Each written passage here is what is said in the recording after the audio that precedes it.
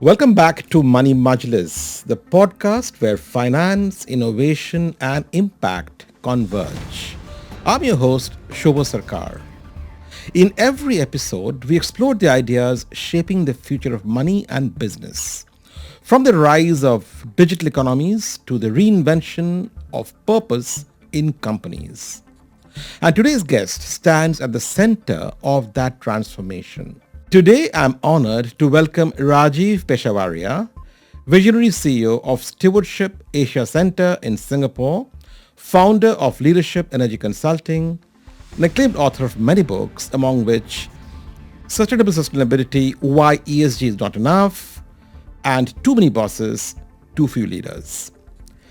With a distinguished career spanning leadership roles at various multinational corporates, Rajeev has championed the concept of steward leadership, challenging the status quo of ESG and advocating for a values-driven revolution in business. His work has inspired organizations worldwide to pursue long-term value for all stakeholders. Today we'll explore his journey, his bold ideas on ESG and ESL, and his vision for a more sustainable and inclusive future. But first, a message from my sponsors.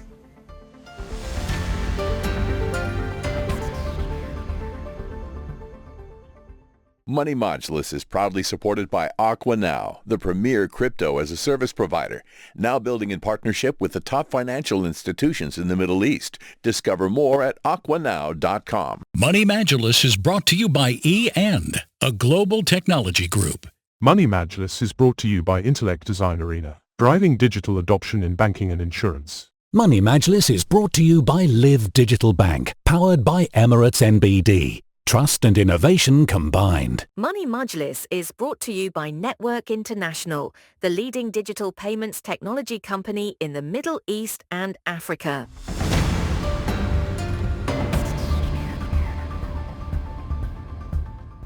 My guest today is Rajeev Peshawaria, joining me via Google Meet from Singapore.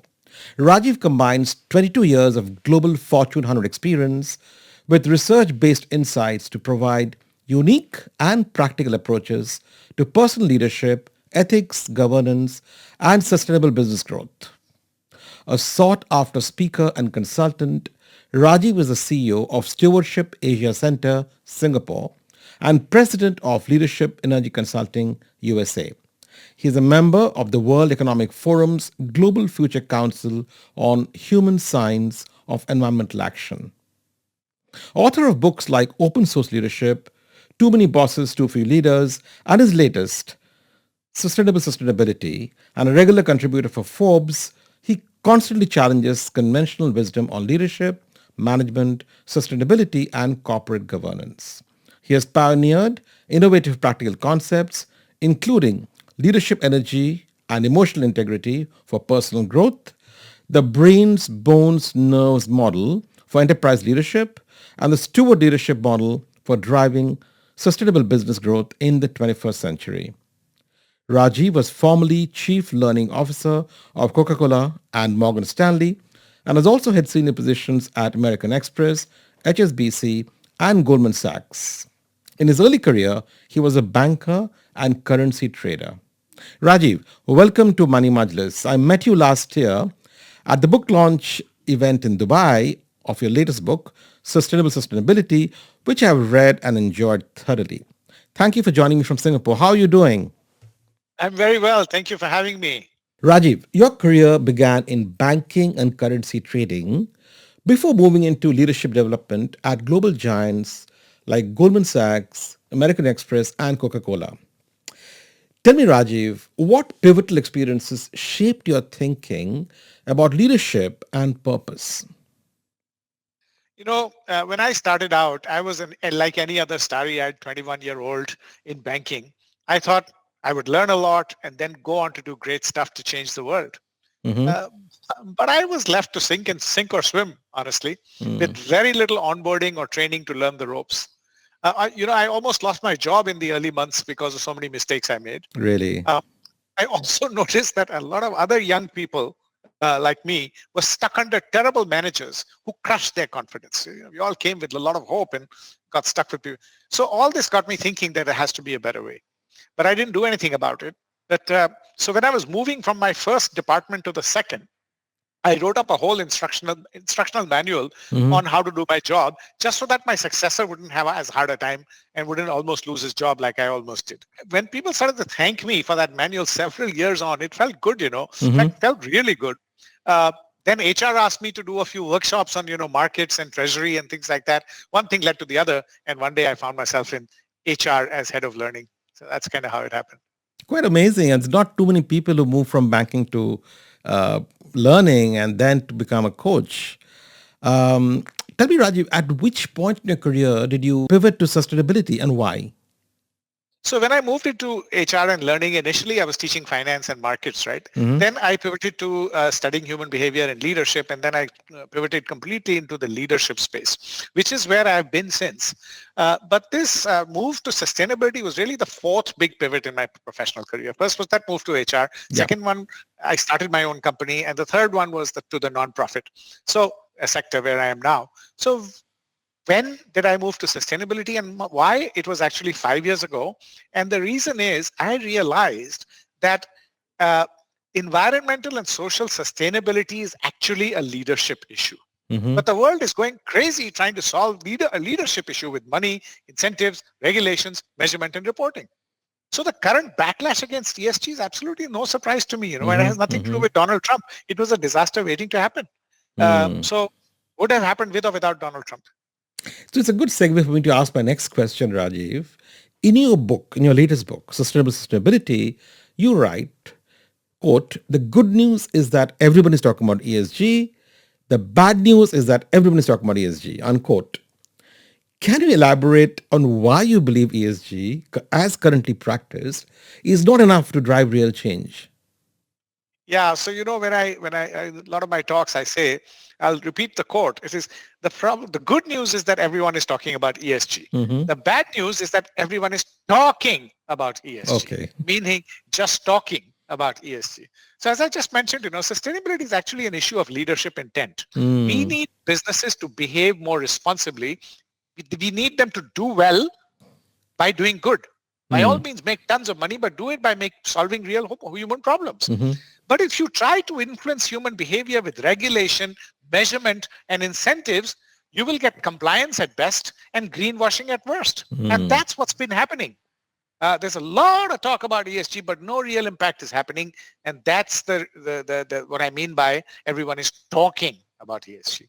Now, you propose upgrading ESG to what you call ESL, where L stands for steward leadership, with governance as a subset of leadership. Explain, Rajiv, how ESL, this new term, is different from ESG. So steward leadership is the genuine desire and persistence to create a collective better future for stakeholders, for society, future generations, and the environment. Simply put, it is about doing well by doing good, or driving superior shareholder returns by addressing the very existential challenges that are threatening humanity today, like climate change, social inequality, cyber vulnerability, what have you. So the idea is that steward leaders proactively choose to be successful by solving real human problems. They see themselves as stewards of planet Earth and humanity and take ownership to leave the world slightly better than they found it. They're driven by that intrinsic desire to do good. By the way, they are as ambitious as you and me. They want to be rich, they want to be powerful, they want to be famous, but they choose to achieve that success by doing good. They don't do it because of regulatory pressure or because of mandatory reporting requirements. Behavior driven by intrinsic motivation is what keeps them going, even when the going gets tough.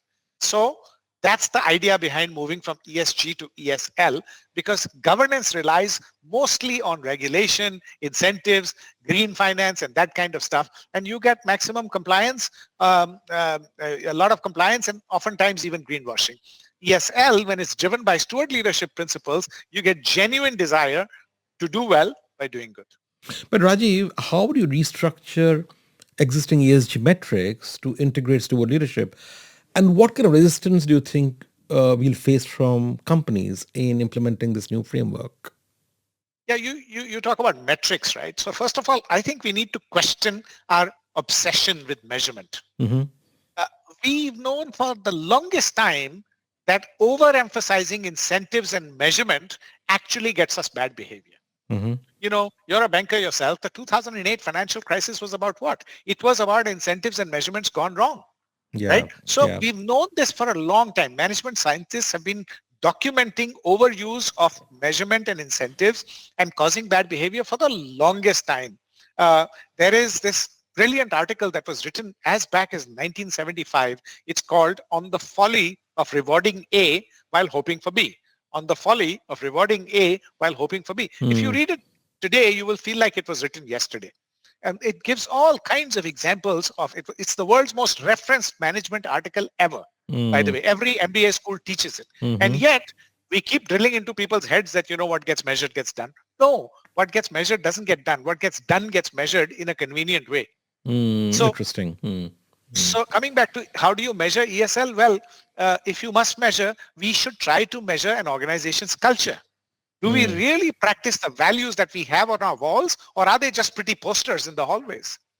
There are so many ways to measure that, but we must shed our eagerness to compare ourselves with other companies.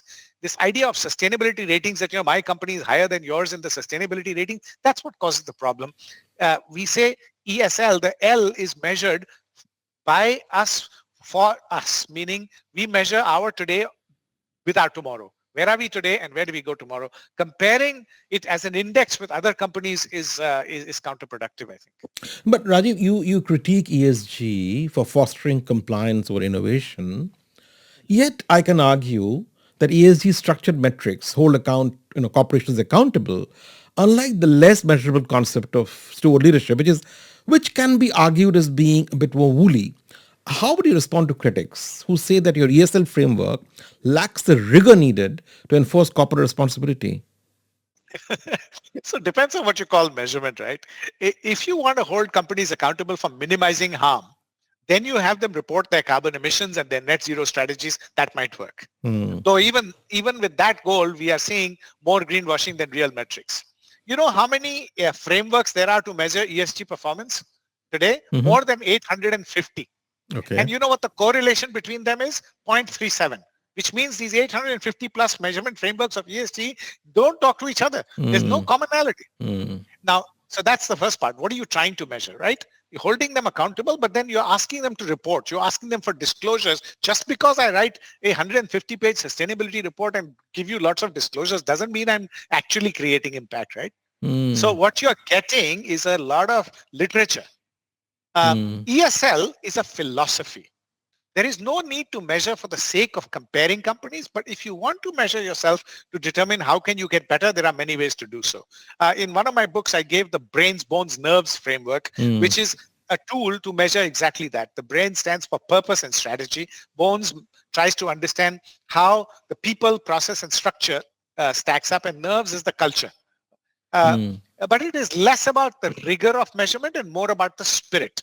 So companies like the Tata Group in India, the Ayala Group in Philippines, Patagonia in the US, or Faber-Castell in Germany, they don't measure for the sake of measurement. What happened with ESG was that the measurement itself became the end. It should be at best a means. And yet these companies that I just named, their impact is more rigorous than the thousands of other companies that measure and report rigorously, quote unquote. So as a director of one such company told me, Rajeev, we measure less and do more. But Rajeev, our impact speaks for ourselves. I agree with the spirit, what you're saying. But the fact is, companies need to file quarterly reports to the stock market, to analysts, etc. And they will pore over your numbers to understand what you've done.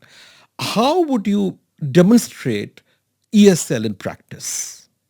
So here's the deal, right? We are reporting on financial metrics. Here's our bottom line, here's our top line, here are our ratios, etc., etc. And on sustainability, we are reporting our carbon emissions number and, road to net zero, la, la, la, la. Nobody is reporting on ESL because people think it's the soft stuff, right? The leadership and culture piece. That doesn't talk about the language of money. And I laugh at that because, today, in the digital economy, according to research, 70 to 90% of a company's value lies in intangibles like leadership. like trust, like the ability to innovate, like the culture, all of those things, right? So if you're a fiduciary of the shareholder, and if you believe in maximizing shareholder value, you are ignoring the 70 to 90% of source of value. What are we talking about? So we have to get better at measuring these intangibles. And by the way, it shows up in the bottom line in terms of hard metrics in so many ways. I mean, I just mentioned to you the Tata Group, right? Let's just say, whenever a big foreign player in any industry wants to come into India and is looking for a joint venture partner, usually the first choice is the Tata Group. Why? Because of that reputation of trust, because of that intangible. So and as the economy is moving from tangibles to intangibles, I think we need to, the accounting profession really needs to take a hard look at all of this. There is no shortage of tools to measure, but you have to always say that when it's something very human, then there will be some subjectivity to it, and accountants need to figure out a new way to think these metrics through. No, you make a very interesting point there, Rajeev, and you mentioned there about the road to net zero. I always wondered when CEOs announce, which many CEOs do, that our company X is going to be net zero by 2040 or 2050. The CEO and the chairman know full well they will not be around at 2040 or 2050 or 2060, sometimes 2070. Yes. Isn't it easy to make these statements and just get away with them? So whether companies or whether countries, everybody is lagging behind their commitments on net zero because of exactly what you said. That's what I'm saying. ESG is a sham in the way it is being practiced right now. What is stopping me from making a commitment by 2070? I'll be long gone by then. That's what's happening to countries. That's what's happening to companies. Which is exactly right. Why this over-obsession with measurement is giving us huge amounts of greenwashing. And the worst idea, perhaps, is linking CEO bonus to ESG markers. Now, Rajeev, you work with many companies promoting the concept of ESL. What are the biggest challenges you faced in convincing organizations to move beyond compliance to genuine stewardship? What are you seeing? The world is getting very, very transparent thanks to connectivity, right? Ordinary people have access to information that they never had before. And therefore, we say that everybody, companies and individuals today are naked. This is the naked era, right? In future, as the world gets more naked, okay, if the consumer has a choice, he is only going to buy from the company he trusts, company who he thinks is doing well by doing good, right? So ESL is a mechanism to maximize purpose in order to maximize profit. ESL is not something that is appealing to the goodness of somebody's heart, saying do this for the world because the world needs it. No. Do it for your own good, because if you want to maximize profit, the only way to do it in a naked world is to maximize profit. Right? I can tell you that companies that are thriving despite doing terrible things are only thriving because there is no choice right now. In the airline industry, there is a duopoly between two manufacturers. Correct. For example, Yep. The moment there is more competition and the moment the consumer has a choice, they will go towards a company that they trust more. And what is the trust meaning? We don't grudge you your trillions of dollars of market cap or profits as long as you're doing it by making the world a better place, as long as you're doing it by solving real human problems. And by the way, our research now at Stewardship Asia Center is very clearly showing a direct link between business longevity and steward leadership. Yep. So Faber-Castell is profitably growing for 270 years. And right from day one, they were focusing on environmental and social. It was the core of their strategy. It was not a side bolt-on. Tata Group, 155 years. Ayala Group, 200 years. Patagonia, you name it. There is a direct linkage between steward leadership and longevity of business. Otherwise, according to McKinsey, the average business shuts down in 18 years these days. That's a good point. Yeah. It's up to you whether you want to buy into steward leadership or not. I'm not saying do it to save the world. Do it for your own selfish interest. Rajeev, in your book, you cite Paul Polman's tenure at Unilever, which achieved a 290% shareholder return while advancing sustainability. How can other corporations replicate this balance of profit and purpose? And what specific steward leadership principles did you think Polman embody? However, there has been some criticism about his tenure as well, as you know, since he's left. What is your considered opinion about what he did with Unilever? So I'll get to Paul Polman in a second, but first I want to comment on a word that you just used. You said, how can other corporations replicate this balance of profit and purpose, right? So balance is a word that we use, we hear a lot these days, balancing profit and purpose, balancing this and that, right? Which means it's a zero-sum game. What I am propagating through steward leadership is maximum purpose, maximum profit. Okay. No balancing act. It's not like one at the cost of the other. You need to maximize your profits. That's why you are in business.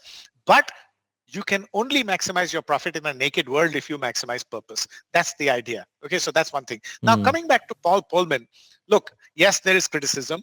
I think towards the end of his tenure, probably he became a little self-obsessed, and some of that criticism is right, or maybe not. But the fact that over 10 years, there was 290% total shareholder returns, that is not a joke, considering the previous decade of Unilever before him, right? And I think after he left, then Unilever started sort of overdoing the whole thing, where every brand had its own purpose statement and got a little crazy. So it's not all Paul Polman. Anyway, but what did he do? Look, he, on his first day at work as CEO, said, I'm not going to give quarterly guidance anymore. So if you're a hedge fund or you're a short-term investor, take your money and go. And he created a sustainability-based business plan in which he says we are going to double the growth, triple the social impact, and half the negative impact on the environment. Got out of businesses that were hugely profitable but were harmful to the environment or society and replaced them with sustainable ones. So he created a sustainability-based living plan. That is what happened. Which were the principles that he used? Very simple. He believed in the concept of interdependence, that the more I do for society, the more Unilever is going to be successful. So he did a lot of bottom of the pyramid kind of strategies in developing countries, as we all know about. He took a long-term view that there may be pain in the short term. And by the way, for the first 2 years, the stock price tanked. 75% of his top leadership team quit, saying this guy is going to bring the house down. And then at the end of the 2 years, the magic started happening. And at the end of 10, it was 290. So he took a long-term view. He took ownership. I will make Unilever successful, but by solving human problems. I take ownership I see myself as a steward of planet Earth and humanity. And finally, he innovated creative resilience. That this is going to need a huge amount of innovation, and I will have the resilience to not give up through multiple failures. Those are the kind of principles that he genuinely practiced. So when such values are around, it works very well. The number one thing was ownership, which is the intentionality to do well by doing good. But Rajiv, yet, both Unilever and Procter & Gamble and many FMCG companies like them, if you go around small villages and towns in India, you see millions of sachets of shampoo and detergent lining up on the shop fronts. They haven't got out of that yet, right? I mean, they can have a big talk on this, but they're still producing tons and tons of plastic every day. Yeah. So look, that's the problem with large companies, right? You can praise them for what they do in the right side, and then on the left side, there is other issues. So it's a hard one. What I always advise my clients is pick an area of the 17 Sustainable Development Goals of the United Nations. Pick an area or two that is closest to your business model. Go deep, don't go broad. Don't try to do everything. And choose an area where you can have the maximum impact and make money by doing so, and go as deep as you can. If you have a diversified business and a large global business, there is going to be all kinds of externalities and negative things happening in other parts of the company. There's no way to just completely become, unless you're a single product company and a single focus company, there's no way you can sort of, address every single thing. So it's going to have to be slow transition. And that's what's, I think eventually these companies are trying, but they cannot overnight shut down at some things. The same challenge that possibly Coca-Cola and Pepsi have about the whole criticism on water usage, right? In many countries across the world. Absolutely. And or fossil fuel companies. You cannot shut down fossil fuels tomorrow morning. Yeah. Humanity has to go on. So the question is, how much are you investing in the transition? And Rajiv, talking of greenwashing, you highlight cases like Volkswagen and Boeing, where governance failures undermined ESG claims. Do you believe these are failures that reflect a flaw in leadership, the leadership culture, or the ESG framework itself? What do you think happened in these companies? Both. But largely, it is more a flaw of leadership culture. Mm. See, what happens is when you reduce something to a number, Mm-hmm. this is the big idea that we have, and here's the number that we are going to hold ourselves to, which will tell us whether we are achieving it or not. The moment you reduce something big to just a number, you get bad behavior. It's human nature, right? Steward leadership, on the other hand, is based on values and purpose. It pursues a purpose to create a collective better future, as I said earlier, for stakeholders, society, future generations, and the environment. So the values of steward leadership, like interdependence, long-term view, ownership mentality, creative resilience, and ethical integrity, when such values are genuinely practiced, there is very little room for fraud. And that's what you see in companies like the Tata Group and Faber-Castell that you talked about, right? Absolutely. That is not to say that these big companies may not Falter. falter every now and then. Yeah. Everybody is human, but by and large, the whole idea is if you want to do well by doing good, and I repeat, please aspire to do well by doing good for your own selfish interest. No, I'm not asking you to be a saint. If you aspire to do well by doing good, you have to build that DNA based on these 5 values in your organization so that the organization has the muscle to do well, to do good even when no one is looking, or do right when no one is looking. This is a good time for a short commercial break. My sponsors not only support the production of this podcast, but also fund the free gift cards that I give out as part of this show to support 6 regional and global charities. My guest today, Rajeev Peshawaria, has chosen to give his $1,000 gift card to the World Central Kitchen, which is the first to reach the front lines during crises and disasters, providing fresh meals to people in need. They have served more than 450 million nourishing meals around the world. Great choice, Rajeev, and thank you. As a listener, you can get a free $50 gift card by visiting my website, moneymajlis.com, and then choose a charity where you want to contribute that to. Thank you for your effort, and see you after this break. The financial world is changing fast. Institutions need to meet the growing client demand for crypto financial services, but they need a battle-tested platform to build upon. AquaNow is a leading crypto financial services platform, powering incumbent institutions to launch crypto brokerage, payments, and remittance services for their clients, securely and at scale. Be part of the transformation. Visit aquanow.com today.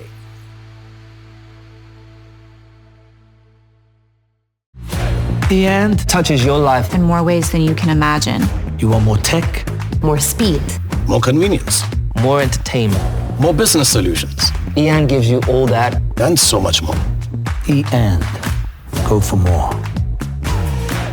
Parents teach their children to talk, to walk, to ride, to read. So why not teach them about managing their money? Introducing the all-new Live Light app, designed to teach 8 to 18-year-olds good money habits. A free and totally secure app designed for them that's always under your control. Top up their cards, set limits, assign tasks, and reward them with allowances. Download the LiveX app to open a Live Light account in minutes, and the first 50 dirham allowance is on us. Visit live.me today. Live Digital Bank by Emirates NBD. Trust and innovation combined. T's and C's apply. Money Majlis is brought to you by Intellect Design Arena. Intellect drives digital adoption in banking and insurance. Leverage emac.ai, the most comprehensive, composable, and intelligent open finance platform for banking and insurance transformation. Intellect Design Arena. And touches your life in more ways than you can imagine. You want more tech, more speed, more convenience, more entertainment, more business solutions. And gives you all that and so much more. And go for more. Money Majlis is brought to you by Network International, the Middle East, and Africa's digital payments champion. We make business happen and economies prosper by simplifying commerce and payments. Trusted by over 250 banks, fintechs and telcos, and 130,000 merchants in over 50 countries. Bringing you tomorrow's payment solutions today.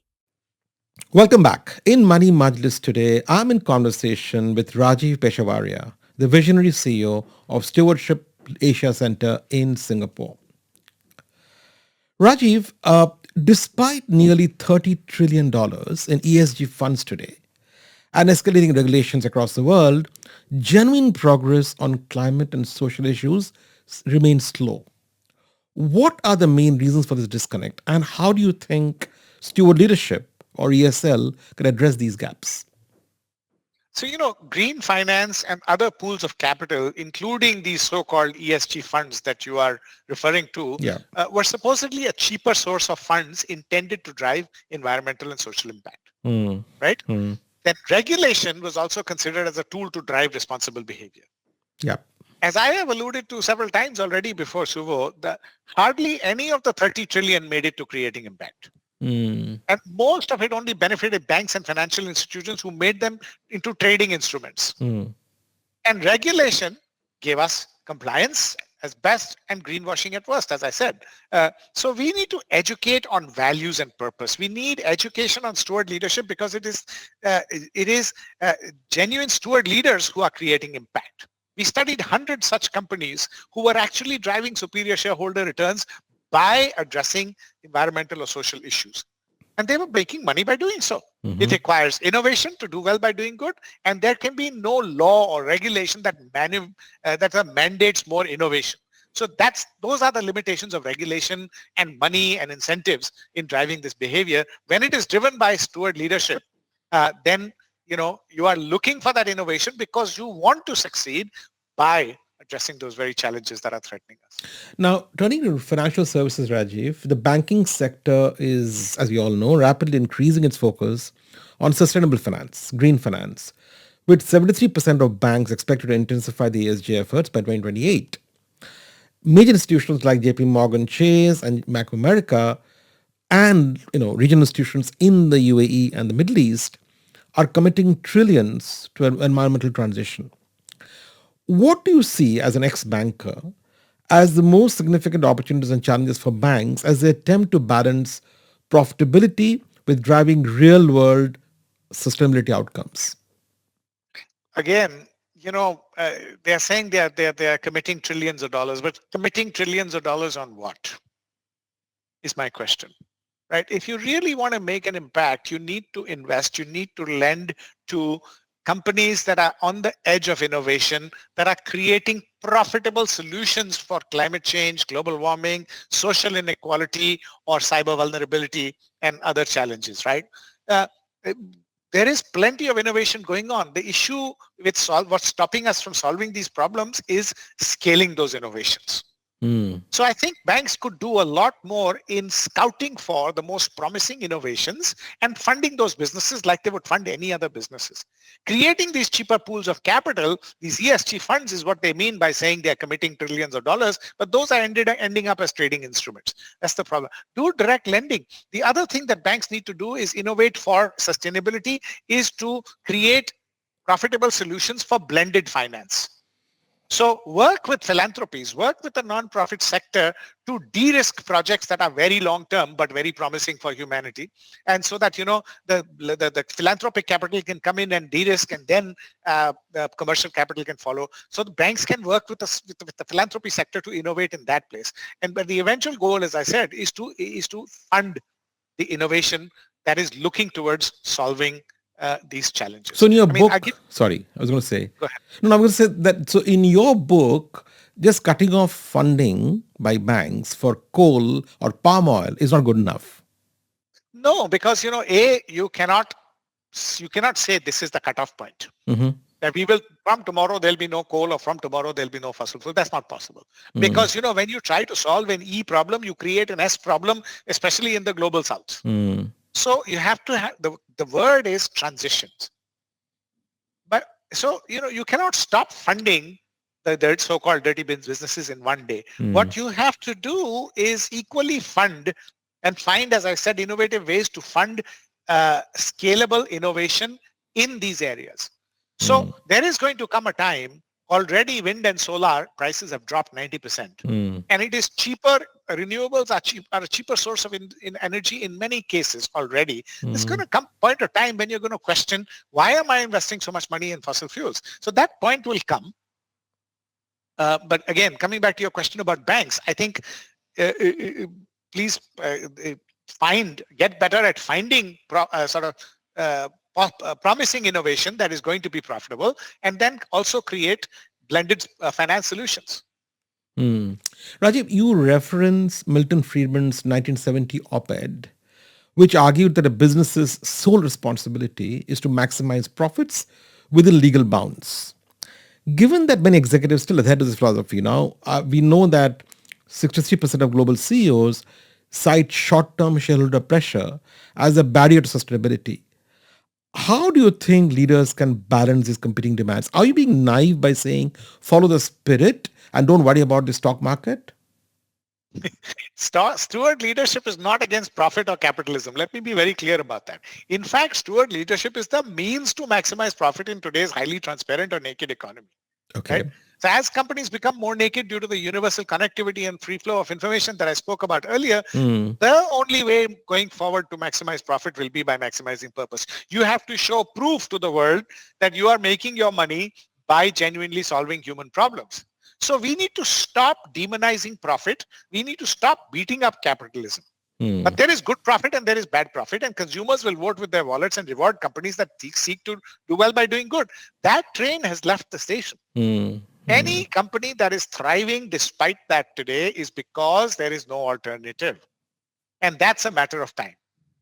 Now let me come to something more recent, Rajiv. With a recent US shift in policy under President Trump's administration, marked by withdrawal from the Paris Agreement, rollbacks on clean energy incentives, and executive orders ending DEI-related practices, what do you see are the most significant obstacles for ESG and indeed ESL in maintaining momentum for sustainability and inclusion going forward? But again, steward leaders choose to do well by doing good. They pick a major human problem and strive to solve it profitably. And the key word is profitable solutions, right? They are not deterred by government policy or changing regulation. If you're a real steward leader, you don't care about those things. Those are amongst the hundreds of obstacles that are in your way anyway, and you deal with it. So while complying with the laws of the land, they never give up on the idea of doing well by doing good. Change is the only constant, as they say, and business is all about adapting to the forever changing environment, isn't it? And by pivoting as often as required. So steward leaders may change tactics because of a certain regime or a certain government policy at a given time, but they never deviate from their compass, which is that I'm going to follow these values and I'm going to create a collective better future. But do you agree that ESL has become a bit more challenging post-Trump? Of course it is. And it always will be more challenging than not, right? Because doing business the steward leadership way will be harder because you need to find more innovation to make money by solving problems that are hard problems to solve, right? So getting to that kind of innovation is always going to be hard, okay? There will be a lag between short-term and long-term and all that. Those are the challenges. But let me tell you, the rewards are equally good because once you crack the code, your business is going to live for 100 years profitably and beyond. There is clear linkage between longevity and steward leadership now, as I said earlier. So it's a choice. There are a million reasons why you shouldn't do it. Million reasons, right? But steward leaders, once they make that choice, they say, no, I am selfish. I want to be rich. I want to be powerful like any other person. But the only difference is I will do so by solving human problems. And once you've made that choice, then like whether you're a steward leader CEO or a normal CEO, business is about taking risk and hoping that you will get a return on it and solve for all the headwinds that come by. No difference. Rajiv, ESG adoption or ESL adoption varies widely, with Europe leading, the metrics or whatever we measure across the world, while developing countries lag. Now, how can ESL bridge this gap when resource constraints limit innovation in poorer countries like India? Again, metrics is not the be all and end all of everything. What are they really reporting? You say that, European firms are reporting more than the Asian firms and things like that, but what are they reporting? Just because a company makes lengthy disclosures does not mean they are driving meaningful innovation or social impact. We've seen that all over the world. And also it depends on how you view sustainability, right? If you view it largely as a bolt-on thing to do or a compliance or reporting or risk headache, then it will be an added cost. That, I don't have the resources, I'm a small company, I'm a SME, and now you're putting on all these added costs on me because you are taking it, entering it from the side, like, bolt on to my existing cost of business that I have to do because some regulator is telling me to do. But if you see it as a opportunity for profitable growth, meaning you start with which human problem can I solve profitably and make it the business model itself, then there is no resource constraint. There is no drain. Yeah. So it depends on where you enter. You enter from the side and bolt it on, then you will see it as a cost. But if you start by saying, what problem am I solving profitably, then it becomes your business itself. So it's a mindset thing where you want to take it. Very well said. Very well said. Rajeev, shifting gear now, moving to your own personal story and your career story. If you look back at your journey from India to Singapore, from finance to leadership, what personal values have really anchored you to this change and uncertainty? You said you did 5 pivots. And through these pivots, there must have been concerns. There must have been things that you held on to. What were those values? So my biggest gift in life was when I learned to be happy. Mm-hmm. So most people think happiness is a byproduct of financial and social success, right? Like when I become rich, I'll be happy. When I have a life partner who loves me unconditionally and I have a great family, I'll be happy, right? So happiness is a byproduct of success. I learned that it's the other way around. To be successful in your career and in your personal life relationships, you first need to learn to be happy, and happiness is a skill. Because unhappy people don't make great leaders, great spouses, or great parents, Very true. So how do you learn happiness? By practicing 3 things: gratitude, acceptance, and forgiveness. Once you teach yourself those 3 things, and by the way, those 3 states are the opposite of the general human condition, right? Instead of gratitude, we always look at the opposite. We look at what we don't have rather than what we have, right? We look at the default is regret, not gratitude. The default is hope, blame, and denial, not acceptance. And the default is revenge and anger, not forgiveness. So you remove those defaults, and you can remove those defaults by practice. That's what neuroscience tells us. With gratitude, acceptance, and forgiveness, you learn to be happy. And that happy state then makes you a better leader, a better spouse, a better parent, and you get success because of that, because your brain is functioning different. So that was my biggest learning in life in terms of values that kind of changed my life. Amazing. Amazing. Now, you founded the Goldman Sachs Pine Street Leadership Academy, and you shaped co-founded, and you shaped executive development since then for global companies. When you teach leadership, of course, you teach about happiness, but what other things, what other elements do you think comprise good leadership? The main thing I can say is that leadership is not a title, it's not a position, and it's not something you do to others. You ask people what is leadership, and I've been asking people for 30 years now. They say leadership is coaching, guiding, directing, inspiring, supporting, thising or thating other people towards achieving some common goals, which means leadership is what you do to other people. Yeah. But Mahatma Gandhi didn't do anything to anybody. He didn't have any direct reports. Nelson Mandela was in prison for 27 years. He didn't do anything to anybody. Neither did Martin Luther King Jr. So first of all, we need to understand that leadership is not a title. Leadership is not a position. Leadership is about creating a better future. It is a burning desire to create a better future. And to create a better future, you will face a lot of resistance. And for that, you need to tap into a very special level of energy that you have inside you. So that's my philosophy on leadership. Leadership is the art of harnessing human energy towards the creation of a better future. Excellent. Now, talking of leadership, Rajeev, in your book, Too Many Bosses, Too Few Leaders, you say, and I quote, nobody can motivate another person because everyone comes pre-motivated, unquote. Tell us a bit more about it. Very, very interesting observation. How then does a leader motivate his or her colleagues? He doesn't. Everyone, as I said, comes pre-motivated with their own unique self-interest. Yeah, you have your own self-interest. I have my own self-interest. Even Mother Teresa had self-interest, right? The trick is not to try to motivate them. When managers say, I'm trying to motivate my people, what he's trying to say is, I'm trying to get them to do what I want them to do. So the trick is not trying to motivate them. They are already pre-motivated by whatever it is inside of them, which is their self-interest.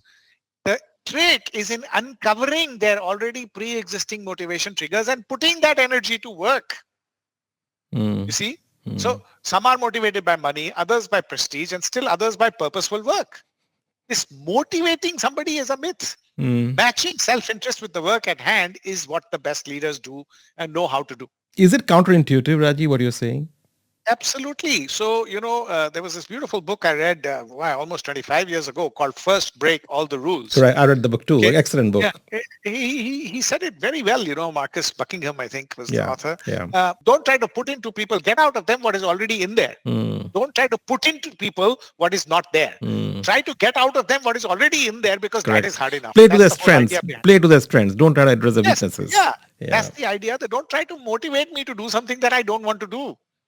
Find out what I'm already motivated to do and figure out if you can use that energy that I already have to the work that you want me to do. And if you cannot find that match, then I'm the wrong person for you. Rajeev, I have two daughters. One of them works the E of ESG. Other one works on the S of ESG. Now tell me, what advice will you give to young professionals like my daughters who aspire to make a difference in sustainability and leadership, but feel overwhelmed by the scale of the problems? Yeah. And that's, like I said earlier, don't try to do too many things. Pick an area closest to your business or closest to your craft and go deep instead of going wide. That's the first piece of advice, right? You will get overwhelmed because the problems are enormous, as you said. But if you pick a narrow area and say, I want to go deep in this, then you can make an impact, right? And the second piece of advice that I will give is, don't worry about how enormous things are. Take the first 2 steps.